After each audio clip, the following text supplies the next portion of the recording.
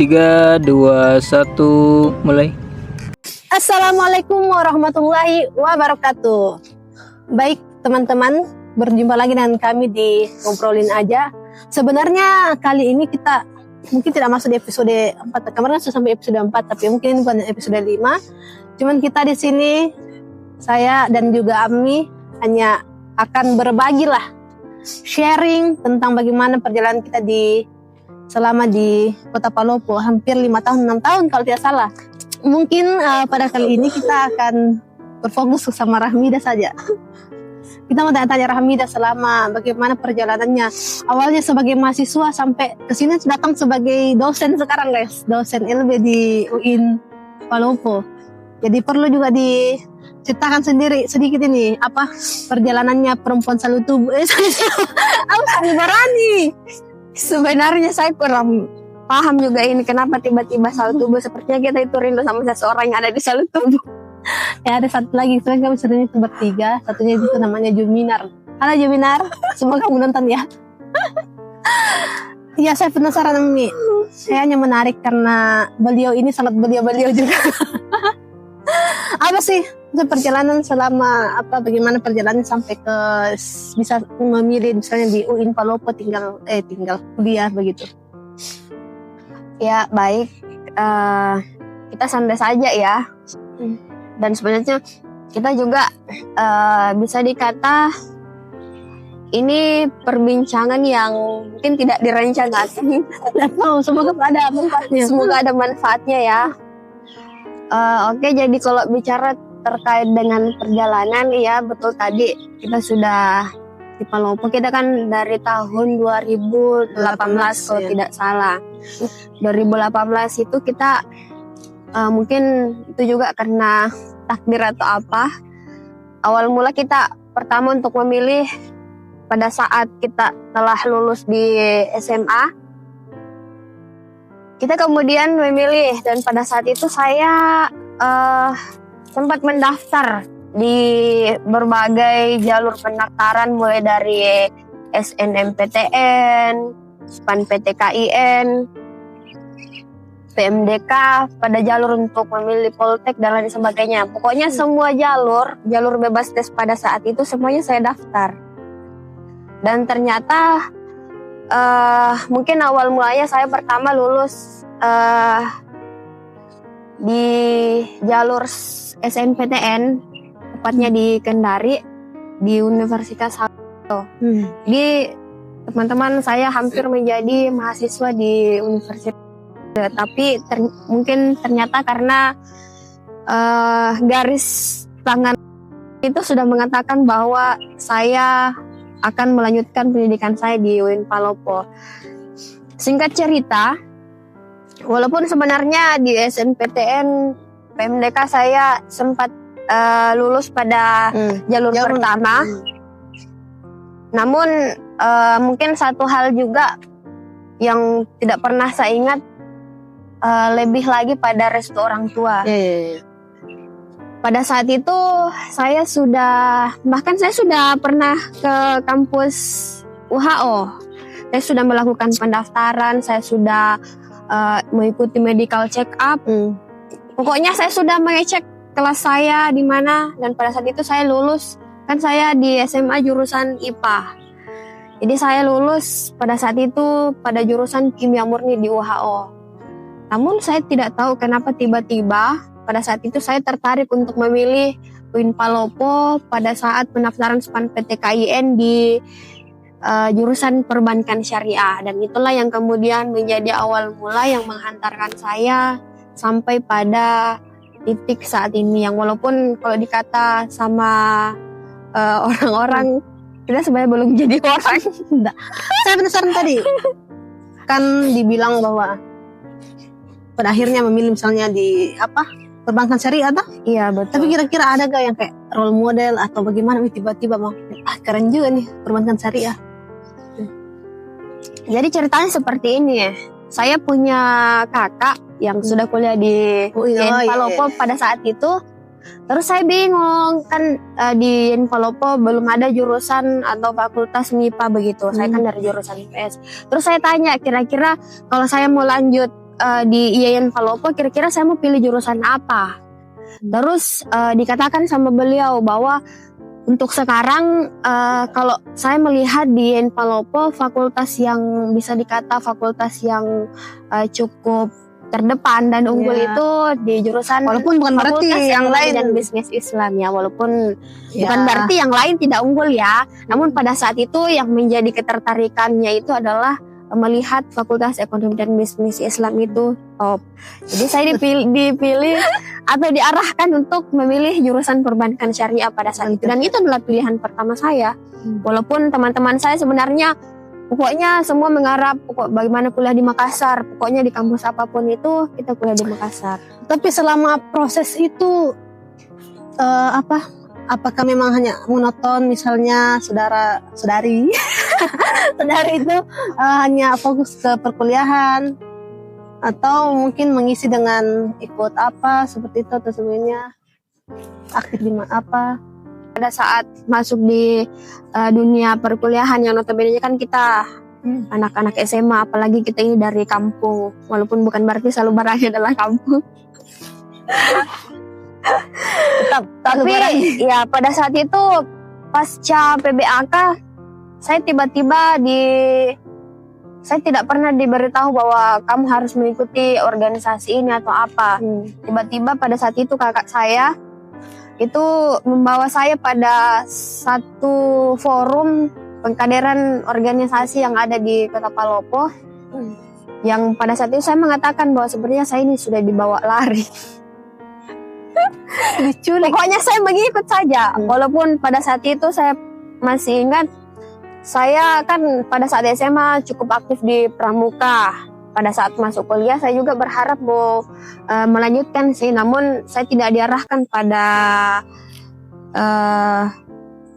pilihan tersebut. Saya justru diarahkan pada satu organisasi yang ternyata organisasi tersebut itu banyak, dan tentunya pada saat ini saya anggap bahwa organisasi itu adalah rumah ternyaman dan rumah terbaik untuk saya bertumbuh, saya mengembangkan diri, terutama untuk membangun relasi. Saya sangat percaya bahwa relasi saya yang walaupun bisa dikata belum seluas seperti orang-orang di luar sana, namun saya sangat bersyukur bisa bergabung di organisasi tersebut, karena di organisasi tersebut saya banyak untuk mendapatkan insight dari orang-orang yang ada di dalamnya, tentunya memberikan dampak yang sangat baik untuk perkembangan dan pertumbuhan proses saya, kira-kira seperti itu. Sangat berarti dalam artian selama perkuliahan ya minimal teman-teman juga ini harus aktif lah di salah satu organisasi manapun, yang penting itu bisa menjadi tempat kita untuk bertumbuh begitu, saling mengenal, kemudian saling membantu untuk memberikan kontribusi yang lebih lagi kepada diri kita sekali, kepada orang lain dan masyarakat sendiri. Kemudian mungkin selama perkuliahan secara ini kan banyak yang terhalang, misalnya kalau mau kuliah itu biaya. Selama perkuliahan bagaimana? Oh iya, betul sekali. Awal mulanya kan ya notabene-nya saya kan lahir dari keluarga yang saya dikata lahir dari keluarga yang sangat sederhana. Jadi memang awal mula saya berniat untuk lanjut kuliah, saya memang bukan berharap pada biaya atau bantuan dari orang tua. Saya memang awalnya berharap bisa mendapatkan beasiswa. Sehingga pada saat saya mulai masuk di perkuliahan, saya sempat mendaftar satu beasiswa KIP atau bidik misi waktu itu ya. Bidik misi, tapi qadarullah karena satu dan lain hal saya tidak sempat lulus pada saat itu. Saya sangat sedih, menangis, menelpon ke orang tua. Namun itu bukan hal yang kemudian menjadi penghambat untuk saya bangkit dan lebih semangat lagi. Tiba-tiba saya terus mengikuti perkuliahan karena support juga dari orang-orang sekitar. Di semester 3 saya mendapat informasi pembukaan beasiswa dari seorang guru saya guru favorit saya di kampus, memberikan informasi tentang beasiswa Cendekia Basnas. Iya. Jadi pada saat itu saya mendaftar, walaupun pendaftarannya itu memang sangat ketat, karena pada saat itu kuota YN Palopo itu cuma 4 orang pada saat itu, dan alhamdulillah saya pada saat pengumuman menjadi salah satu daripada penerima beasiswa ini, walaupun setelahnya itu di-up menjadi 7 awardee untuk beasiswa Cendekia Basnas di YN Palopo. Itu yang kemudian juga menjadi awal mula untuk membantu perkembangan perkuliahan Dari semester saya. berapa? Semester 3. 3 ke sampai akhir ya? Sampai akhir. Iya, Waduh. sampai di akhir perkuliahan. Bahkan bukan cuma pembayaran uang kuliah, namun pembayaran, ada uang saku tiap bulan, bahkan ada pembinaan yang diberikan tiap bulan, itu yang kemudian mengupgrade juga skill, pengetahuan, dan banyak lah, intinya kita juga banyak mendapat relasi dengan teman-teman awardee di seluruh penjuru di Nusantara ini. Ini kayaknya kombinasi antara tekad ya, Doa orang tua doa juga orang tua, sebenarnya yang paling pokoknya utama. usaha untuk intinya jalan untuk menempuh pendidikan sendiri, dan hasilnya ya akan ada rezeki yang akan diberikan kepada kita begitu. Karena di sisi lain pada saat itu saya juga punya beban sosial sih sebenarnya, karena sebagaimana yang dikatakan orang-orang di luar sana bahwa mahasiswa yang kemudian aktif berorganisasi pasti akan terhambat kuliahnya, pasti akan selesai. Intinya organisasi itu dijadikan bahwa dia adalah penghambat untuk perkuliahan atau perjalanan akademik kita. Hanya itu yang perlu kita buktikan bahwa sebenarnya stigma seperti itu adalah stigma yang mungkin keliru ya. Keliru ya. Karena pada akhirnya semuanya bisa kita berjalan dengan baik kalau manajemennya kita baik seperti itu. Iya, betul sekali. Setelah perkuliahan apakah berhenti dulu langsung kerja atau seperti apa nih? Pada saat itu kan saya memutuskan untuk langsung lanjut saja. Pada saat lulus saya langsung memutuskan untuk langsung lanjut saja, tidak mencari.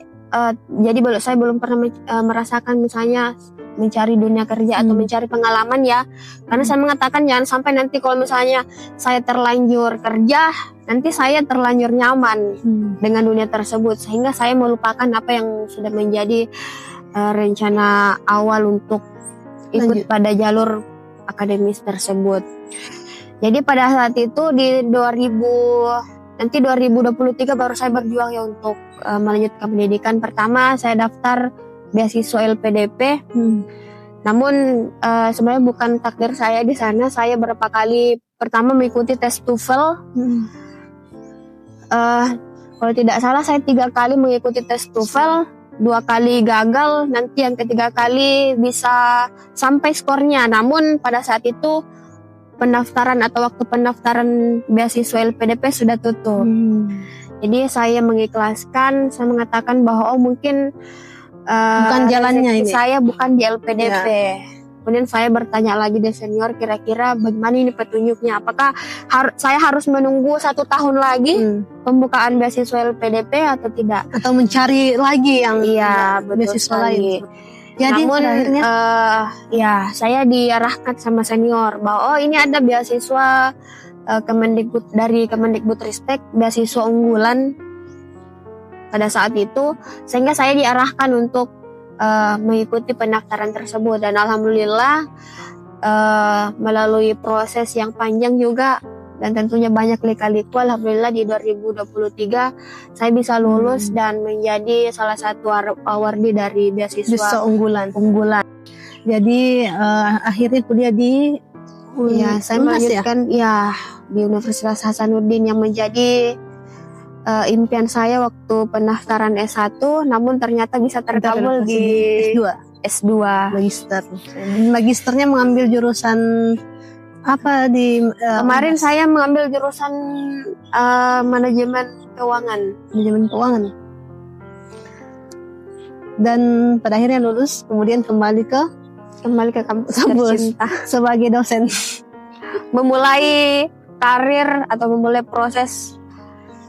Tapi kembali di kampus. Selama dari semua proses ini, kira-kira apa yang selama ini tiba-tiba kamu renungi dan tiba-tiba berkesan dalam proses hidupmu seperti itu?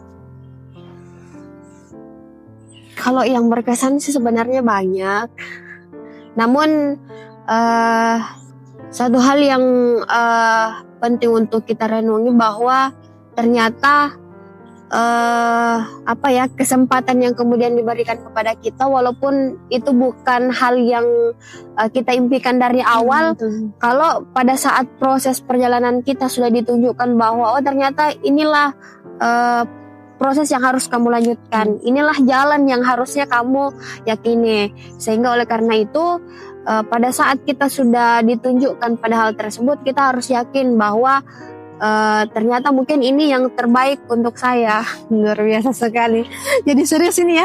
Tapi memang tadi yang disampaikan oleh Rahmida itu sangat luar biasa sekali, dan ini bukan hanya sekedar bicara saja, tapi memang beliau juga kakak Rahmida ini, Ami, itu sudah melewati proses itu. Dan artian sebenarnya pendidikan ini, menempuh pendidikan itu butuh tekad yang kuat, keikhlasan, kesabaran, dorongan orang tua, dan ketika masuk di perguruan tinggi usahakan untuk menjaga lingkungannya, menjaga lingkungan yang harus mendukung kita untuk tumbuh begitu. Mampu untuk melihat kira-kira lingkungan mana yang akan berdampak baik untuk proses kita. Betul sekali, dan kita harus hati-hati juga. Passionnya, dengan mungkin Rahmida yang di proses akademisi atau mungkin teman-teman yang mungkin ikut lomba yang lain, dan mungkin harus memang yang namanya berorganisasi atau berkomunitas lah dengan yang satu visi dengan kita itu sendiri.